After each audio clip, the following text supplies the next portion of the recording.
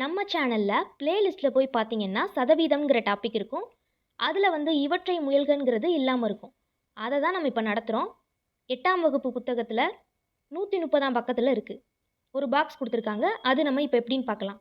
இப்போ கேள்வி எண் 1ல் வந்து ஒரு நாளில் 10 மணி நேரம் என்பது எத்தனை சதவீதம்னு கேட்டிருக்காங்க. இப்போ நல்லா கவனிச்சுக்கோங்க. கொஸ்டினில் என்ன கொடுத்துருக்காங்க? ஒரு நாளில் வந்து 10 மணி நேரம்னா அது எத்தனை சதவீதம்னு கொடுத்துருக்காங்க. இப்போ அதை நம்ம எப்படி செய்யலாம்னா, ஃபஸ்ட்டு ஒரு நாளில் எத்தனை மணி நேரம்னு பார்க்கணும். ஒரு நாளுங்கிறது வந்து 24 மணி நேரம்னு நமக்கு தெரியும். அப்போ சதவீதமாக நம்ம எழுதும்போது மொத்தமாக எவ்வளவு? 24. அதை கீழே எழுதணும். எவ்வளவு கொடுத்துருக்காங்க? 10 மணி நேரம். அதை மேலே எழுதணும். சதவீதம்னு கேட்டாலே இன்ட்டு 100ன்னு போடணும். இப்போ கேன்சல் பண்ணி பார்த்தோன்னா 12 இன்ட்டு 2 24ன்னு கிடைக்கும். 5 இன்ட்டு 2 10ன்னு கிடைக்கும். இப்போ இங்கே 12 இருக்குது. இதை கேன்சல் பண்ணும்போது 6 12 I2 10, இந்த 0 வந்து அப்படியே போட்டிருக்கோம். 3 2 6, 25 2 50ன்னு வரும். இப்போ மீதி என்னென்ன இருக்குது? 5 இன்ட்டு 25 பை 3. அப்போ அதை அப்படியே எடுத்து எழுதியிருக்கோம். 5ஐயும் 25ஐயும் பெருக்கும்போது 125ன்னு கிடைக்கும். பை 3. அப்போது 125ஐ 3ஆல் வகுக்கணும். அப்படி வகுக்கும்போது 41.666ன்னு கிடைக்கும். இப்போ நல்லா கவனிச்சுக்கோங்க. புள்ளிக்கு அப்புறம் 2 இலக்கம் மட்டும் போதும். 3வது இலக்கத்தை பாருங்கள். 5 அல்லது 5ஐ விட பெருசாக இருந்துச்சுன்னா இதில் வந்து 1 கூட்டிக்கிறணும். இப்போ இது 6 இருக்குது. அப்போ 5ங்கிற நம்பரை விட பெரிய நம்பர். அப்போ இதில் 1 கூட்டினோம்னா 7ன்னு மாறும். அப்போ ஆன்சர் என்னது? 41.67%. கேள்வி எண் 2.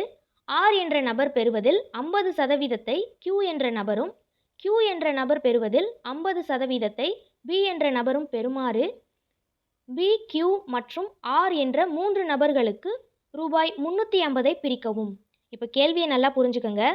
R பெறுவதிலிருந்து 50% வந்து Q என்ற நபர் பெறுறாங்க. Q பெறுவதிலிருந்து 50%த்தை Bங்கிற நபர் வந்து பெறுறாங்க. அப்போ இந்த மாதிரி நம்ம கணக்கு பண்ணி B, Q, R இந்த 3க்கும் வந்து இந்த 350ஐ பிரித்து கொடுக்கணும். இப்போ எப்படின்னு பார்க்கலாமா? R என்ற நபர் பெறும் தொகை கொடுக்கல. அப்போ Rக்கு பதிலாக நம்ம Xன்னு எடுத்துக்கலாம். இப்போ Qன்னு எடுத்துக்கிட்டோன்னா Rலேருந்து 50%. அப்போ Qங்கிறத எப்படி எழுதிக்கலாம்? R வந்து என்ன எடுத்திருக்கோம்? X இன்ட்டு 50% சொன்னதுனால 50% ஈக்குவல் டு Qன்னு எழுதியிருக்கோம். இப்போ Xங்கிறத அப்படியே வச்சுருக்கோம். 50%த்தை எப்படி எழுதிக்கலாம்? 50/100ன்னு எழுதலாம். Equal to Q. ஒரு 50 50, 2 50 100. அப்போது Xோட 1 பெருக்கும்போது X பை 2ன்னு வரும். Equal to Q. இப்போ Q வந்து நமக்கு கிடச்சிருச்சு X/2. அடுத்து Bங்கிற நபர் என்ன சொல்லியிருக்காங்க? Q பெறும் தொகையிலிருந்து 50%. அப்போ இதை எப்படி எழுதிக்கலாம்? Q இன்ட்டு 50% ஈக்குவல் டு Pன்னு எழுதிக்கலாம். அதுதான் அடுத்த ஸ்டெப்பில் எழுதியிருக்கோம் பாருங்கள்.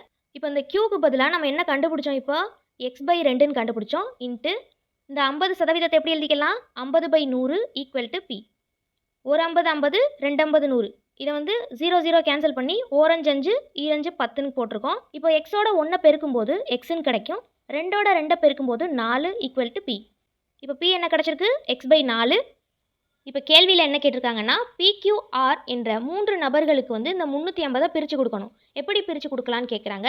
3 நபர்கள் என்னென்னு கண்டுபிடிச்சோம்? Rக்கு பதிலாக X, Qக்கு பதிலாக X/2, Pக்கு பதிலாக X/4ன்னு கண்டுபிடிச்சோம். அப்போ 3ஐயும் கூட்டல் போட்டு எழுதியாச்சு. Equal to 350. அதாவது மொத்தமாக 350 ரூபாய் தானே பிரித்து கொடுக்க சொல்லியிருக்காங்க. அப்போ 350ன்னு எடுத்து எழுதியாச்சு. இப்போ இதை கவனிச்சுக்கோங்க. இதை வந்து மீச்சியமாக எடுத்து பார்க்கணும். அப்போது இங்கே வந்து 1 இருக்குன்னு அர்த்தம். அப்போ இந்த 2 நம்பருக்கு மட்டும் எடுத்தால் போதும். மீச்சியமாக எடுத்தோன்னா சைடில் எழுதியிருக்கோம் பாருங்கள், 4ன்னு கிடைக்கும். மீச்சியமாக எடுக்க தெரியாதவங்களுக்கு சொல்கிறேன். இந்த 2 4 அதை அப்படியே எடுத்து எழுதிக்கலாம். இப்போ 2ஆம் வாய்ப்பாடு 2லேயுமே வரும். அப்போ 2 ஓரன் 2 2 4. திரும்பவும் வந்து 2ன்னு போட்டோன்னா 1 வந்து அப்படியே இருக்கும். ஓரன் 2. இப்போ இந்த சைடில் உள்ளதை மட்டும் எடுத்து எழுதியிருக்கோம். 2 இன்ட்டு 2 4. இப்போ மீச்சியமாக என்ன கிடச்சிருக்கோ அதை கீழே எழுதிக்கிட்டோம். நல்லா கவனிச்சுக்கோங்க. இந்த மெத்தடில் தான் தப்பு விடுவீங்க நிறையா பேர். இப்போ இதில் 4ன்னு போட்டிருக்கோம். இந்த இடத்துல பைக்கு கீழே 4 இருக்கான்னு பாருங்கள். 4 இல்லை. இந்த இடத்துல பைக்கு கீழே என்ன இருக்குன்னு அர்த்தம்? பை 1 இருக்குன்னு அர்த்தம். இந்த 1 வந்து இந்த 4ஆக மாற்றணும். அப்போ எந்த நம்பரால் பெருக்குனா 4ன்னு கிடைக்கும்? 1 வந்து 4ஆல் பெருக்குனா 4ன்னு கிடைக்கும். கீழே வந்து 4ஆல் பெருக்கும்போது மேலேயும் 4ஆல் பெருக்கிறோம். அப்போ கீழே வந்து 4ங்கிறத நம்ம மொத்தமாக போட்டாச்சு. X இன்ட்டு 4 வந்து 4Xன்னு எழுதிக்கிறலாம். இந்த கூட்டல்ங்கிறத அப்படியே எடுத்து எழுதியிருக்கோம். இப்போ இங்கே கவனிங்க. இங்கே 2ன்னு இருக்குது. நம்ம 4ஆக மாற்றிருக்கோம். அப்போ 4ஆக மாற்றணுன்னா எதால் பெருக்கணும்? 2ஐ வந்து 2ஆல் பெருக்குனா தான் 4ன்னு கிடைக்கும். கீழே வந்து 2ஆல் பெருக்குனா மேலேயும் 2ஆல் பெருக்கணும். அப்போது இது ரெண்டையும் பெருக்கி நம்ம மொத்தமாக எழுதியாச்சு. இது ரெண்டையும் பெருக்கும்போது எக்ஸ் இன்ட்டு 2 2 எக்ஸ்னு வரும். இந்த கூட்டல் அடையாளத்தை அப்படியே போட்டாச்சு. இந்த எக்ஸுக்கு கீழே வந்து பை 4, இந்த இடத்துல 4ன்னு தான் மாற்றிருக்கோம், 4 இருக்குது. அப்போ இதை ஒன்றுமே பண்ண தேவையில்லை, இதை வந்து அப்படியே எழுதிடலாம். ஈக்குவல் டு இந்த 350. இது எல்லாத்தையும் கூட்டும்போது 7 எக்ஸ்ன்னு கிடைக்கும். By 4 equal to 350. நமக்கு எக்ஸோட வேல்யூ தான் வேணும். எக்ஸை அப்படியே வச்சுருக்கோம், 350 அப்படியே இருக்குது. இந்த 7/4 ஈக்குவல்ட்டுக்கு இந்த பக்கம் வரும்போது 4/7 மாறும். கேன்சல் பண்ணி பார்த்தோன்னா ஒரே 7, 5 × 7 35ன்னு வரும். இந்த 0 வந்து அப்படியே போட்டிருக்கோம். இப்போ மீதி என்னென்ன இருக்குது? 50 × 4. அப்போது 50 × 4 பெருக்கணுன்னா 5 × 4 20ன்னு வரும். இந்த 0வை வந்து அப்படியே போட்டிருக்கோம். அப்போ எக்ஸோட வேல்யூ என்ன? 200. எக்ஸோட வேல்யூ வந்து 200ன்னு கண்டுபிடிச்சாச்சு. இப்போ வந்து நம்ம கொஸ்டினில் என்ன கேட்டிருக்காங்க? பிக்கு எவ்வளோ பிரித்து கொடுப்பாங்க, கியூக்கு எவ்வளோ பிரித்து கொடுப்பாங்க, ஆருக்கு எவ்வளோ பிரித்து கொடுப்பாங்கன்னு கேட்குறாங்க. இப்போ பி என்ன கண்டுபிடிச்சோம்? x/4.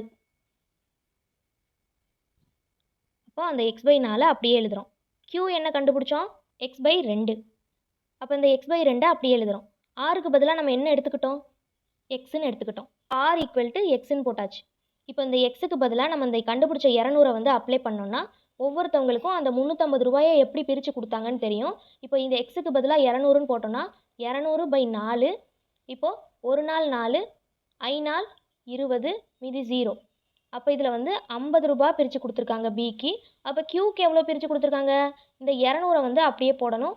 பை இந்த 2, ஓரன் 2, ஓரன் 2, இந்த 2 0 அப்படியே இருக்குது. அப்போது 100 ரூபா வந்து கியூவுக்கு கொடுத்துருக்காங்க. ஆருக்கு எவ்வளோ கொடுத்துருக்காங்க? எக்ஸுக்கு பதிலாக 200ன்னு போட்டோம்னா ஆருக்கு எவ்வளோ கொடுத்துருக்காங்க? 200 ரூபா பிரித்து கொடுத்துருக்காங்க. இப்போ புரியுதா? இந்த 3ஐயும் கூட்டினோன்னா 350 ரூபா கரெக்டாக வந்துடும். இதுதான் ஆன்சர்.